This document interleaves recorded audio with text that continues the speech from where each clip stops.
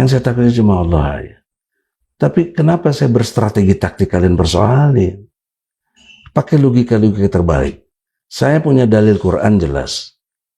Kenapa saya nggak mau menjelaskan banyak dengan berdebat? Hadis Nabi, tinggalkan berdebat. Walaupun kamu benar, tinggalkan. Kata Rasul, ya gue tinggal, ngapain gitu begitu? Juga ada senior saya yang ngajarin juga, udah lagi lu bantah satu, kepala lu tebas, muncul 2 kepala. 2 kepala lu tebas, muncul 5 kepala. Udahlah, nggak ada habisnya. Ya saya benar juga nih. Terus ada juga bilang calling down. Ya sudahlah. Abang setelah pertemuan 8 Januari bertemu dengan Pak Jokowi, abang merasa menjadi musuh umat nggak bang? Enggak, tapi mereka yang menciptakan saya musuh. Seolah-olah saya musuh. Kalau didetailkan, ya. Umat ini kan beragam sangat luar biasa. Dalam perspektif umat Islam. Jangankan umat, TPU aja pecah-pecah. HMI dulu saya pimpin pecah-pecah juga. PPMI sekarang juga lagi pecah-pecah juga.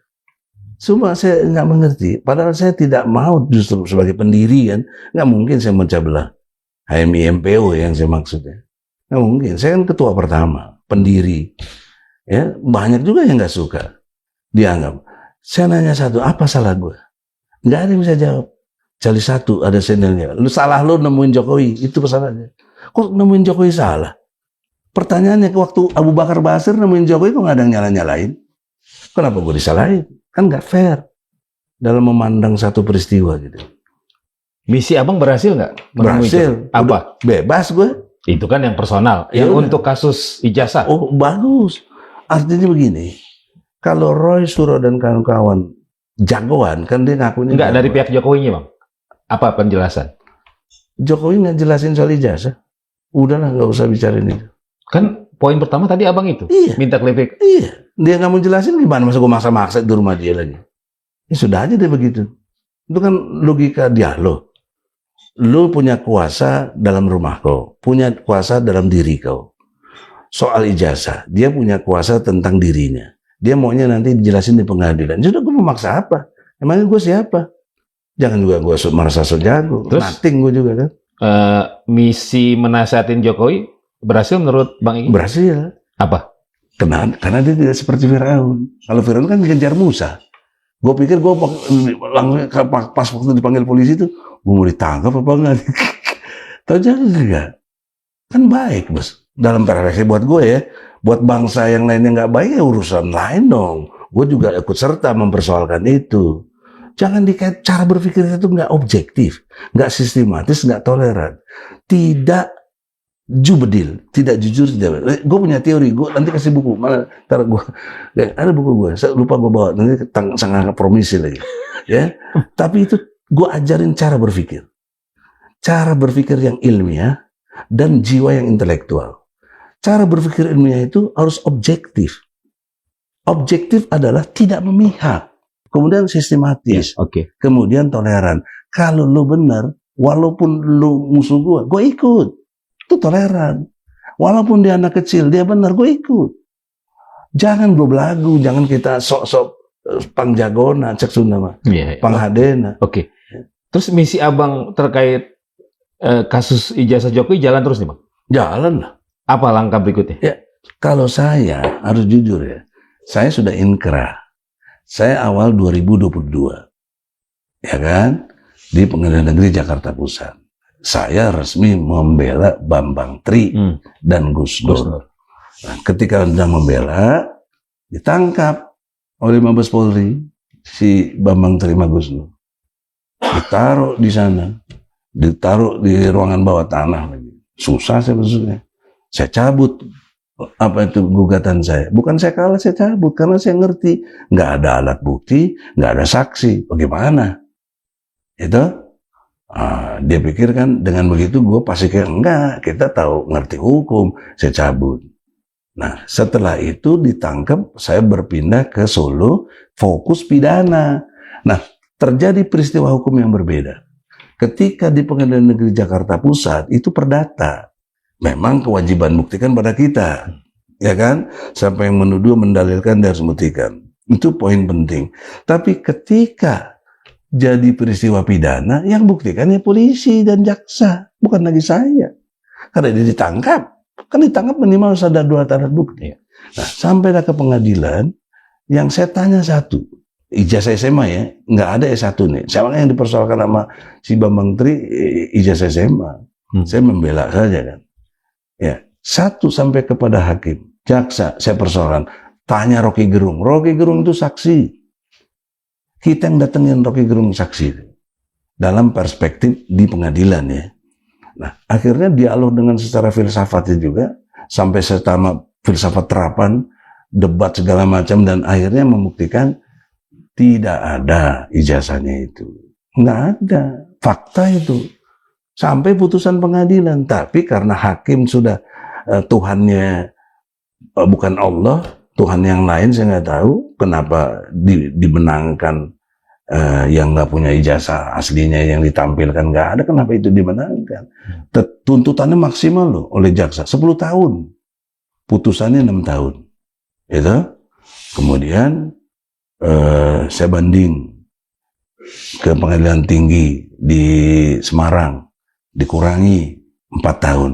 Saya lihat kenapa dikurangi 2 tahun. Nah, Undang-Undang nomor 1 tahun 46, pasal 14 dan 15 saya nggak dipakai.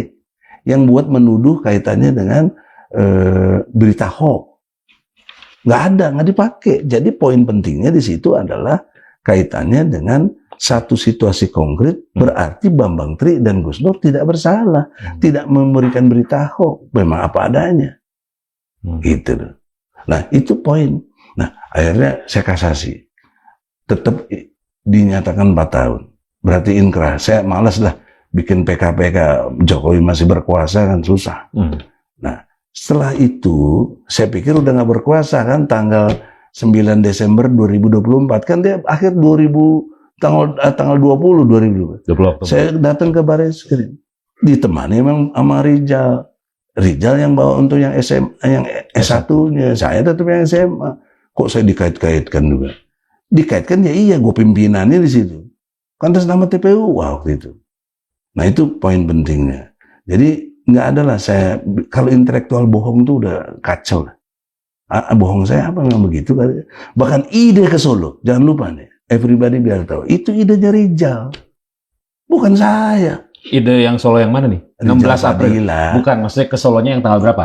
Yang 16. 16 April kan? Iya. Tapi kan kendalanya begitu. Saya nyelamatin teman-teman. Kalau nggak ditangkap lu gimana? Oke. Ini harus dibuka, karena kalau nggak dibuka gue yang kena terus kan, capek. Tapi abang masih dalam konteks kasus ijazah masih satu perahu dengan kawan-kawan seperjuangan ini atau gimana bang? Gue udah dipecat sama mereka. Dengan mereka yang dipecat abang katanya? Iya. Bukan, kan si Khojinudin dia kan begini. Ini Khojinudin juga kalau mau jujur dan punya etika. Roy Suryo, mesti jujur ya, Rismond, Tifa ngasih kuasa tuh ke gua sama DHL di Susite di Senayan. Ada tanda tangannya masih sekarang. Cuma saya tanya katanya dihilangin sama si Azam kan tuh. Mana si Azam kan, bekas sekjen gue. Mestinya ada dong, kalau buktikan. Ada kok tanda tangan, semua saksi banyak. Tapi dalam perjalanannya si Khojinudin ambil alih waktu sidang, waktu pemeriksaan awal di Polda. Kata DHL, gue nggak mau ikut-ikut. Karena gue jadi tersangka setelah itu. DHL kagak. Terlapor juga enggak. Akhirnya kok jadi tersangka. Oh, kalau gue mau nanya usil, si Abraham sama tuh, dia adik gue loh dihamili. Maka gue masih sayang aja. Dia terlapor, tapi tidak tersangka. Si Michael Sinaga terlapor, tapi tidak tersangka. Bagaimana kok si DHL bukan terlapor, gak jadi tersangka? Kok gue jadi tersangka juga? Alasannya katanya jurnalistik. Jurnalistik apa? Kalau gue lebih punya imunitas, gue advokat, gak boleh digituin. Tapi kan gue gak mau bongkar itu teman kita. Ngapain? Dalam kasus ijazah Jokowi, posisi abang sekarang di mana bang? Posisi saya tetap on the track kebenaran. Kalau nanya ijazahnya asli apa enggak ada. Saya nggak pernah lihat, nggak pernah diperlihatkan. Waktu di Solo gue nggak dikasih lihat. Udah selesai, mau apa lagi? Kok gue ini di bemper harus begitu? Jadi poin pentingnya, kalau mau bicara kebenaran itu, adapun gue cerita gini Jokowi jadi nggak suka ya resiko. Gue ditangkap lagi ya nggak apa-apa juga. Habis gimana? Ya. Bang, Abang kan melaporkan Ahmad Kosinudin, Roy Suryo, dan Ini begini. mereka kan kawan-kawan seperjuangan abang dulu. Begini. Kenapa dilaporkan, Bang? Begini. Bukan urusan ijazah. Nggak ada sedikit pun dengan ijazah. Ente lihat dua hal penting. Kosinudin ngomong, Jokowi telah membeli pejuang jadi pengkhianat. Dia pakai istilah membeli loh. Gue boleh dong detailin. Gue dibeli berapa? Mana transaksinya jual belinya? Itu ilmu hukum loh. Nggak boleh. Kalau nggak sesuai fakta, ini namanya fitnah. Kalau fitnah bahasa Sunda, gue suka kajepit ngena. Kalau fitnah gini, bagaimana? Sakit hati kita kan? Dianggap pengkhianat. Ini serius, bos. Yang kedua, melampaui lagi dia. SP3 Egy Sujana tidak sah karena produk Solo. Dia lupa. SP3 itu produk undang-undang. Yang usernya namanya Kapolri. Dia mengeluarkan SP3. Undang-undang itu produk Presiden dan DPR. Jadi sebenarnya dia telah menghina Presiden dan DPR. Bukan Egy. Itulah, saya mau edukasi. Saya sayang deh, dia pintar ya nanti. Nggak mungkin nggak pintar deh. Saya bangga punya. Tapi kurang ajar gitu loh. Yang kalau aku pakai teori kerusuhan dan lain sebagainya, ini kesempatan gue bikin rusuh. Gue datangin, gue gebukin, gue apa, bisa, gue punya banyak pasukan. Kenapa? Ya. Tapi gue nggak mau, karena itu nggak benar. Sudah, yang benar gimana? Ya lapor polisi dong. Kan polisi tugasnya melayani, mengayomi, melindungi rakyat. Nah, gue merasa hak hukum gue terinjak-injak. Dibilang pengkhianat, SP3-nya tidak sah karena produk Solo. Solo kan tidak memproduk itu. Itu kan produk undang-undang. Yang benar adalah Presiden dan DPR. Itulah pasal 5 ayat 1. Junto pasal 20 dan 21 UUD 45 loh. UUD 45 itu. Kapasitas Presiden dan DPR undang-undang. Kok dilecehkan begitu? Nah, kemudian yang sejalan dengan waktu itu, si Roy ngomong, oh ini ada 2 tuyul. Nemui jin iprit. 2 tuyul kan saya sama DHL. Oh, dia bisa ngelek. Bukan itu maksudnya, ini bahasa satir. Satir apa? Satir itu kalau seperti Butet ngomong puisi itu satir. Nggak ada kasus. Dia lagi ada kasus sama gue. Kenapa gue dibilangin tuyul? Tapi kenapa Jokowi dibilang jin iprit? Kosin dan Roy kan teman seperjuangan seorang Egy Sujana kan? Gini bos. Kalau teman seperjuangan, iya. Dulu. Dia dulu yang mecat saya. Dia dulu yang membuat kelompok lain selain TPUA. Dia. Saya nggak marah. Dipecat pun saya nggak marah. Karena saya ngerti ya masih segitulah cara berpikirnya. Itu sudah nggak persoalan. Tapi ketika dia menghina seperti ini, harga diri saya terinjak-injak, nggak bisa dong. Batasnya di situ. Roy, gue juga bisa laporin si Rijal. Bisa. Dia ngomong di sini, saya dengar, Egy telah menjual ayat-ayat Al-Quran dengan murah. Berapa murahnya? Ayat mana yang gue jual? Mati kalau saya tanya gitu. Si Rustam juga ngomong-ngomong soal 50 miliar. Dari mana? Dari mana lo tau? Nggak bakal bisa. Juga dia klaim-klaim kata Rijal Ramli. Nah, Rijal Ramli udah mati kok dibawa-bawa. Kalau gue bilang juga menurut Rijal Ramli, si Rustam tuh brengsek. Bisa juga dong. Tapi ngapain norak gitu loh. Berarti TPU sekarang udah berantakan. Kan mau dikonfirmasi mana Rijal Ramli udah meninggal. Bang, berarti TPU udah berantakan dong sekarang? Berantakan. Tapi gue ambil alih. Yang bikin berantakan siapa, Bang? Keadaan. Dan beberapa tadi, secara historisnya kan dia semua. Pertanyaan seriusnya, kenapa si Kosinudin keluar dari TPUA bikin sendiri? Nggak ya? Dia pernah saya dengar dari orang, ya Bang Egy jangan jadi pemimpin terus dong. Sekali-sekali harus gue jadi imam, dia jadi makmum. Begitu ngomongnya. Berarti dia kepengen tampil. Tapi itu kesimpulan saya. Nggak perlu diungkap. Ya sudahlah, faktanya begitu. Bukan ada pihak yang memang membuat kacau ini, Bang? Saya tidak tahu. Saya tidak tahu. Kalau dari pihak Jokowi apa, nggak ada. Siapa yang berani sama kita? Buktinya saya didengar omongan saya. Kalau boleh nggak suka sama gue didengar sama Jokowi. Tapi situasi tadi kan terjadi setelah Abang ketemu Jokowi di Solo. Situasi apa? Iya tadi itu yang berantakan tadi itu. Enggak. Sebelumnya udah berantakan. Sudah berantakan loh sebelumnya. Udahlah, saya kan yang ngalami. Oh, berarti- Itu kan kejadian-kejadian itu kan si Oji Nudin lebih dulu, nggak ada bang. Iya, maksudnya makin kemari kan akhirnya abang melaporkan. Semua enak aja ngomong di sini maki-maki, saya diam aja. Saya juga nggak marah sama ente kan. Karena gue mau kesini nggak diboleh. Sekarang diundang ya alhamdulillah. Takdir Allah kan. Gue nggak ngatur-ngatur. Tapi kalau diajak bersatu lagi, abang masih bersedia? Sangat. Demi Allah. Kalau dia minta maaf, saya maafkan. Ini perintah Al-Quran. Surat Ali Imran ayat 134. Tahan amarah, maafkan kesalahan orang. Perintah Quran gue taati. Tapi jangan belagu dong. Dia mau perjuangan ijazah palsu sampai kebuktian, silakan. Kenapa gue yang jadi penghalang? Pakai teori terbalik. Kenapa dia nyerang saya? Kenapa nggak nyerang Jokowi terus? Kenapa gue? Emang gue apa gitu? Karena abang ketemu Jokowi. Ketemu Jokowi itu kan urusan saya, mau selesai masalahnya. Kalau nggak kesana kan nggak selesai buktinya.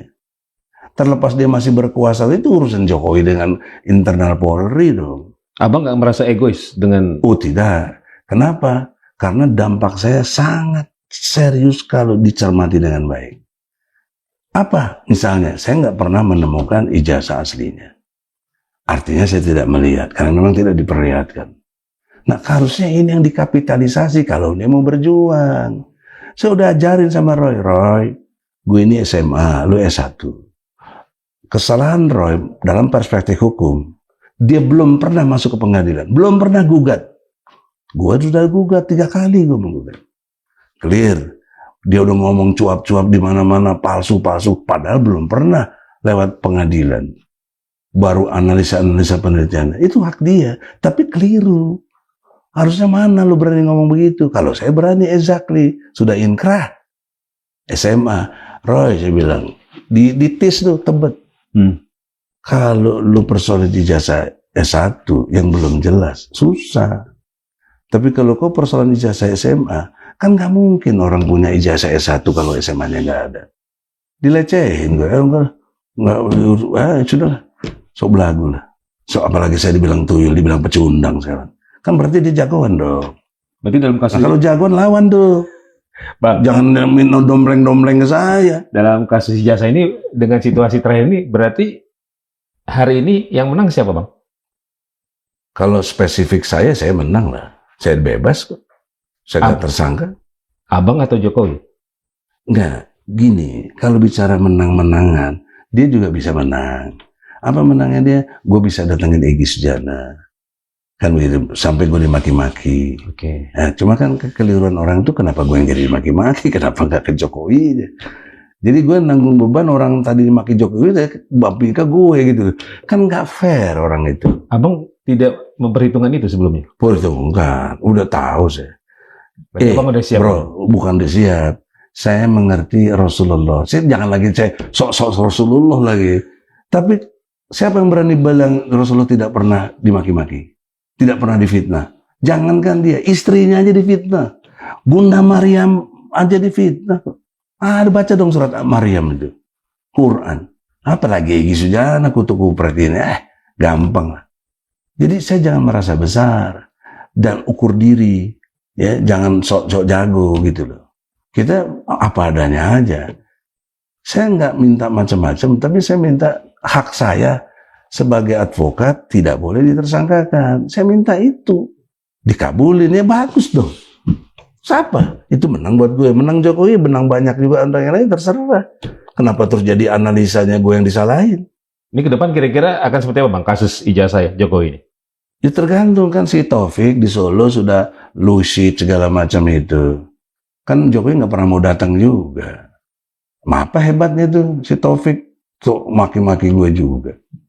Padahal dia adik gue itu jauh. Dan dia tinggal di Solo, kenapa nggak pernah berani ke rumah Jokowi?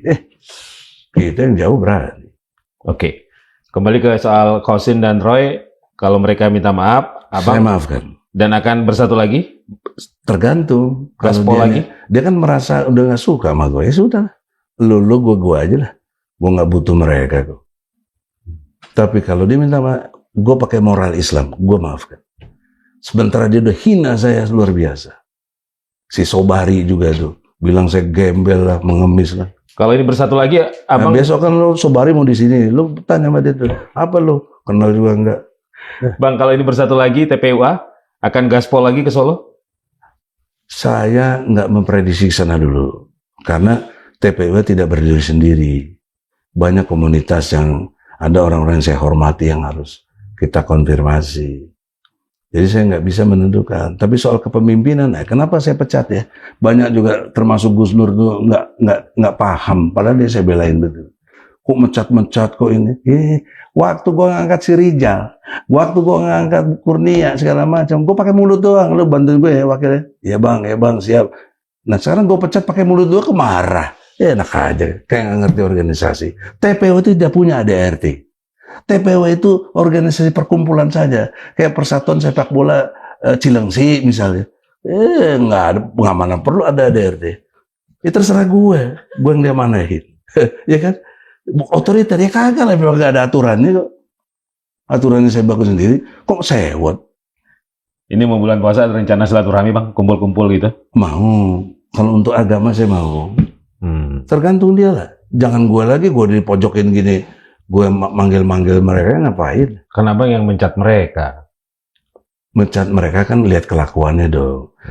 Lu sama gue bersahabat nih. Gue angkat gue wakil gue ya. Terus lu gabung ke sebelah sono. Gondok gak gue malu? Gue gak mencat dia. Gue bilang cuma gue gak sejalan lagi ya. Udah ya. Bahasa gue begitu. Kita udah gak sejalan. Tapi kan yang sebelah sono tujuannya sama bang. Sama apa, orang beda. Saya SMA, dia S1 kok. Jadi jangan lupa dong. Dalam dunia ilmu ada tempus, ada delik. Tempus gue beda 2022. Si Roy baru 2025. Tapi jagonya kayak begitu. Ngomong soal udah paling bener aja. Sementara dia masih ngomong 99,9%. Berarti kan masih ragu deh. Kok udah berani klaim-klaim ijazah palsu? 9, kan belum 100%. Baik. Itu contoh aja bos, logikanya. Apalagi 1% katanya Allah. Oh kurang ajar bener, Allah kok 1%. 100% itu Allah. Biiznillah. Saya bisa menang begini, tanpa minta maaf, tanpa menjilat, tanpa lain-lain. Biiznillah. Izin Allah. Kenapa kalian nggak percaya? Lu tahu nggak filosofis Isra Mi'raj? Sekarang kan masih Isra Mi'raj. Poinnya satu bos. Hal-hal yang nggak mungkin tidak ada bagi Allah. Tidak ada yang mustahil bagi Allah. Mau jalanin orang kemana, ke Sidratul Muntaha, buat akal, buat otak, nggak masuk akal. Bagi Allah, nothing. Nggak ada proses, nggak ada sebab akibat. Kun fayakun. Kejadian itu. Dan maksudnya ibrah bagi kita. Lu jangan sesuatu selalu bilang tidak masuk akal. Tidak masuk apa, lu nggak tahu. Minta sama Allah. Biiznillah. Gitu. Juga ada tuh sok ngaku-ngaku bekas Intel apa kan. Gua kenal juga kagak tuh si Raja. Enak aja. Bang Egy, terima kasih.